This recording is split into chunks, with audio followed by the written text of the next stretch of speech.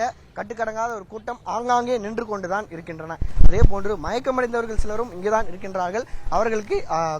அவர்களை அந்த 108 ஆம்புலன்ஸ் மூலம் அழைத்து செல்வதற்காக ஆம்புலன்ஸ்கள் வந்த வண்ணம் இருந்து கொண்டிருக்கின்றன. அந்த 108 ஆம்புலன்ஸினுடைய சுகாதாரத்துறை அமைச்சர் மா சுப்பிரமணியம் அவர்கள் தற்போது நம்மோடு நேரலையில் இருக்கிறார். சார் வணக்கம். சார் வணக்கங்க. தற்போது சார் அரசு தரப்புல இருந்து அதிகாரப்பூர்வமாக உயிர் பலிங்கிற தெரிவிச்சிருக்கீங்க. தமிழ்நாடு அரசு என்ன நடவடிக்கை எடுத்திருக்கு? இப்போ தமிழ்நாடு அரசு இப்போ ஒரு 40க்கும் மேற்பட்டவர்கள், அதாவது பிராட் டெட் நான் ஏற்கனவே சொன்னது, இன்னும் அதாவது உயிரிழந்து எடுத்து வருகிற சடலங்களின் எண்ணிக்கை இன்னும் கூடிக்கொண்டிருக்கிறது. இப்போ அது வந்து அது அங்கே ஃபைண்ட் அவுட் பண்ணி நிற்கிறாங்க. இன்னொரு 5 நிமிஷத்துல தெரியும். இன்னும் அதிகரிச்சிருக்கு இறந்தவர்களுடைய உடல்களின் எண்ணிக்கை. எல்லாமே ஒவ்வொன்றா எடுத்துட்டு வந்து நிற்கிறாங்க. இது இல்லாமல் இப்போ நல்லா வந்தவங்க ஒரு 40 பேருக்கு மேலே அவங்களுக்கு ஆக்சிஜன் சப்போர்ட் அதெல்லாம் கொடுத்து அவங்க இப்போ வந்து கொஞ்சம் ஸ்டேபிள் ஆகிட்டு இருக்காங்க. அங்கே வந்து ட்ரீட்மெண்ட்டுக்கு வந்தவங்க யாரும் இறக்கலை.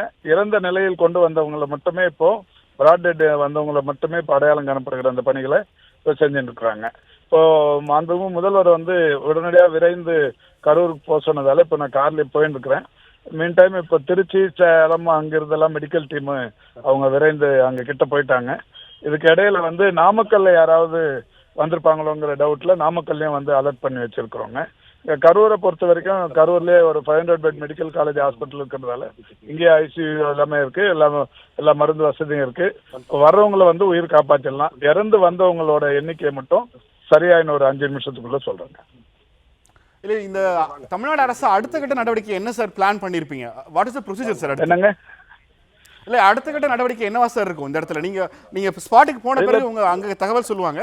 பொதுவாக இந்த மாதிரியான கூட்ட நெரிசல்ல அதாவது பாதிப்புக்குள்ளாகி மூச்சு திணறல் அது மாதிரி வர்றவங்களை காப்பாத்திடுவாங்க. காயங்கள் எது இருந்தாலும் அவங்களெல்லாம் காப்பாத்திடுவாங்க.